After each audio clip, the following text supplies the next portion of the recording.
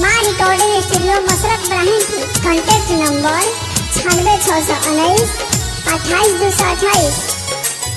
Music by Vikas Sharma.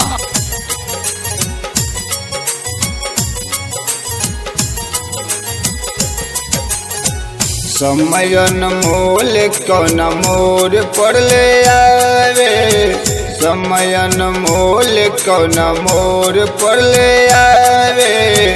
अपने जिंदगी अपने समझ में न आवे, समयन मोल कौन मोर पर ले आवे।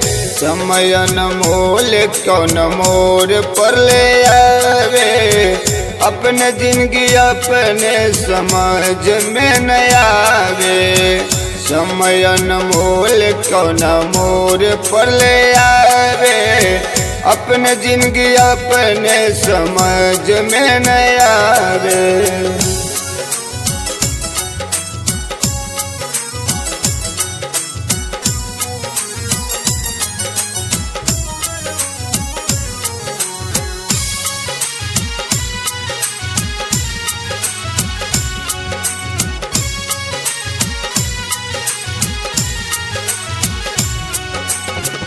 दुनिया बनावे वाला के भइल बनवास हो। हमनी के पूछे के पानी कानून करे दास हो। दुनिया बनावे वाला के भइल बनवास हो। हमनी के पूछे के पानी कानून करे दास हो। जिन्हें ना समय केहू के नाच न जावे, अपने जिंदगी अपने समझ में न आवे। Maa recording studio Masrat Ibrahimpur. Contact number 9619 28228।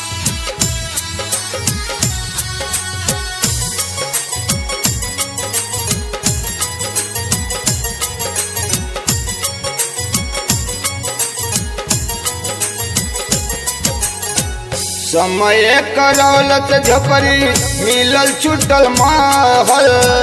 Sita माता संगे लोग कुछ जंगल में रहल। समय करौलत झपरी मिलल छुटल महल। सीता माता संगे लोग कुछ जंगल में रहल। मिलल प्यार माता के पिता लालोड़ बहावे। अपने जिंदगी अपने समझ में न आवे।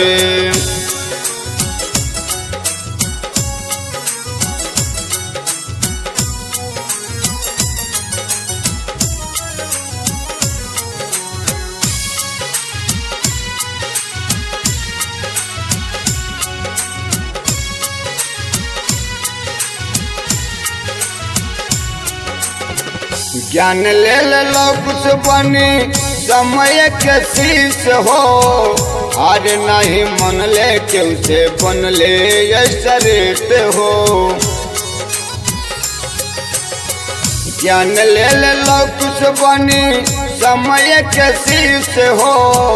हार नहीं मन ले के उसे बन ले शरीत हो। सोनू पर्वत लिखे हर रंगा के बतावे।